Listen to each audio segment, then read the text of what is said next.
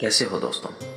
आज मैं आपको एक ऐसे लड़के की कहानी सुनाऊंगा जिसने अपने बचपन में गरीबी के निम्नतर स्तर को जिया है और आज वो देश की एक बहुत अच्छी पीएसयू में एक अच्छी पोस्ट पर है, जो शायद हर मैकेनिकल इंजीनियरिंग स्टूडेंट के लिए सपना साकार होने से कम नहीं है। शुरू करते हैं आज की कहानी।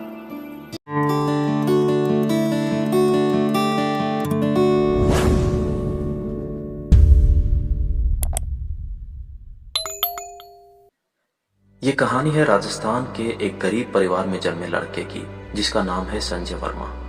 संजय की कहानी मैं आपको संजय के शब्दों में ही जीवन के अलग अलग वृतांतों के रूप में सुनाता हूँ। वृतांत 1। माँ का मजदूरी के लिए पंजाब जाना। मेरा जन्म एक गरीब परिवार में हुआ। जीविका चलाने के लिए पिताजी किसी सेठ की दुकान पर कपड़े सीलने का काम किया करते थे और माँ जैसा भी मजदूरी का काम मिले कर लिया करती थी। मैं 1 वर्ष का था तभी माँ मुझे दादा दादी के पास छोड़कर अन्य महिलाओं के साथ मजदूरी करने पंजाब चली गई। बहुत छोटा था तो माँ से दूर रहने की आदत नहीं थी। बहुत रोया, बहुत याद किया, बहुत बार रास्ते की ओर देखा कि शायद वो आ जाए। वो दिन आया जब वो पंजाब से लौटकर आई। उस दिन इत्तेफाक से मैं उनका इंतजार कर रहा था। मैं एक पेड़ के नीचे खड़ा था और मेरे तन पर एक भी कपड़ा नहीं था। उन्होंने मुझे ऐसी हालत में देखा तो भावुक हो गई और गले से लगा लिया। मैं भी ऐसे चिपक गया कि कहीं माँ फिर चली ना जाए।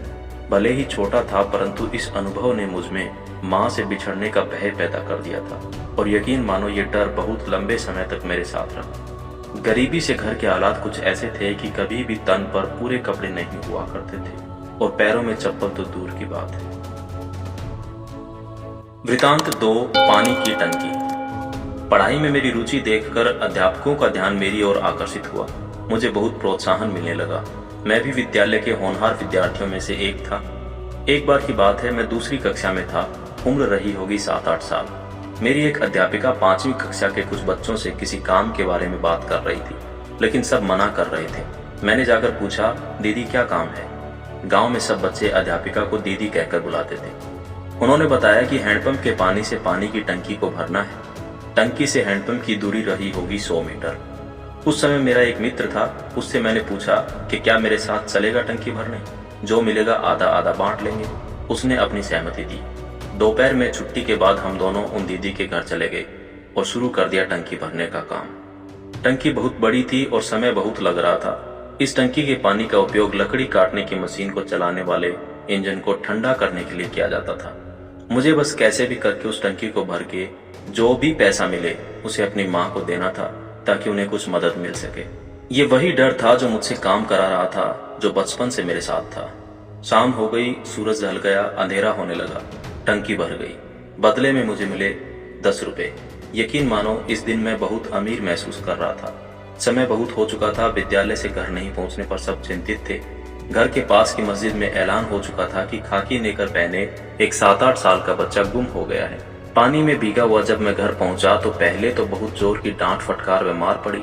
फिर जब मैंने पूरी बात बताई तो माँ ने मुझे गले से लगा लिया और मेरे साथ खुद भी रो पड़ी।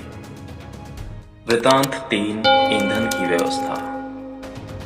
माँ मजदूरी के काम में व्यस्त रहती थी और घर में खाना बनाने के लिए ईंधन का कोई भी स्रोत नहीं था।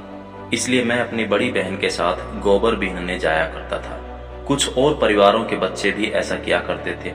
सोचने में ये काम बहुत अजीब लगता है, लेकिन उस काम में छुपे मनोरंजन को हमने जिया है। दूर से आती हुई भैंसों का बंटवारा करना, लंबी पूंछ की भैंस का गोबर मेरा, छोटी पूंछ वाली भैंस का तेरा, और फिर परात लेकर उनके पीछे पीछे जाना कि कहीं तो गोबर करेगी। इस गोबर से उपड़े बनाए जाते थे जिससे खाना पकाया जाता था। गोबर में मिलाने के लिए लकड़ी का बुरादा लेने के लिए शाम को लकड़ी की दुकान पे जाता था। उनकी दुकान बंद होने तक का इंतजार करना पड़ता था। कई बार बहुत मेहनतें करनी पड़ती। बार बार पूछना पड़ता, भाई बुरादा ले लूं? जिस दिन पूरा कट्टा भर जाता तो मानो बहुत बड़ी उपलब्धि मिल गई हो। इस काम में भी प्रतिस्पर्धा बहुत थी और मांगना मुझे कभी अच्छा नहीं लगा। कई बार खाली हाथ भी लौटना पड़ता था। मैंने एक दुकान वाले से बात की कि मैं दुकान बंद करने के समय आपका सारा सामान दुकान में रखवा दिया करूंगा, उसके बदले में आप मुझे बुरादा दे दिया करो। दुकानदार को मेरा प्रस्ताव अच्छा लगा और इस तरह मैं रोजाना काम करके लकड़ी का बुरादा लाने लगा।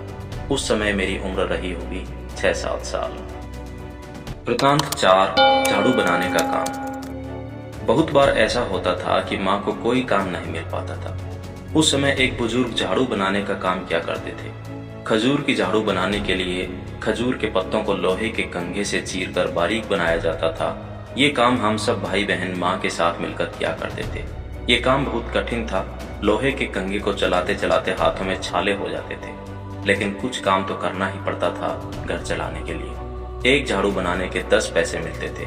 वह व्यक्ति उसे कितने में बेचते थे उसका अंदाजा मुझे नहीं है। वृतांत 5, स्कूटर से लगी टक्कर। एक दिन लकड़ी का बुरादा लेने के लिए घर से निकला। पीठ पर प्लास्टिक का कट्टा लटकाए चला जा रहा था अपनी धुन में। अचानक से तेज गति से आते हुए स्कूटर से मुझे टक्कर लगी। ऊपर वाले की कृपा से मुझे चोट नहीं आई, परंतु टक्कर बहुत तेज थी और मैं थोड़ा दूर जाकर गिरा। स्कूटर वाला भी डर गया था और उसने भीड़ जमा होने के डर से मुझे 10 रुपए दिए ताकि मैं वहां से खड़ा होकर चला जाऊं। चाहता तो मैं इस पैसे से ढेर सारी टॉफियां खा सकता था, पर ना जाने क्यों ख्याल आया कि इन 10 रुपए से घर खर्च में मदद मिल सकती है। सीधे जाकर वो रुपए मैंने अपनी माँ को दे दिए। अब अगर माँ को सच बताता कि पैसे कहाँ से आए तो वो चिंतित हो जाती और शायद मुझे फिर कभी काम के लिए न जाने देती, और अगर ना बताता तो उन्हें लगता कि शायद मैंने चोरी किए हैं। मैंने पहली बार उनसे झूठ बोला। मैंने कहा कि ये पैसे मुझे रास्ते में पड़े मिले हैं। वैसे देखा जाए तो हिंदुस्तान में ये सब बातें कुछ बहुत अलग या बहुत नई नहीं है। बहुत सारे लोग इस तरह का जीवन जीते हैं, लेकिन बड़ी बात यह है दोस्तों कि इस तरह का जीवन बिताने के बाद भी अगर इंसान अपने जीवन में कुछ बड़ा मुकाम हासिल कर लेता है तो ये वाकई में काबिले तारीफ है। कहानी जारी रहेगी, तो कैसी लगी आपको अब तक की कहानी? अपने विचार कमेंट सेक्शन में जरूर लिखिएगा। फिर मिलेंगे अगले भाग में आगे की कहानी के साथ। देखते रहिए तलाश जिंदगी।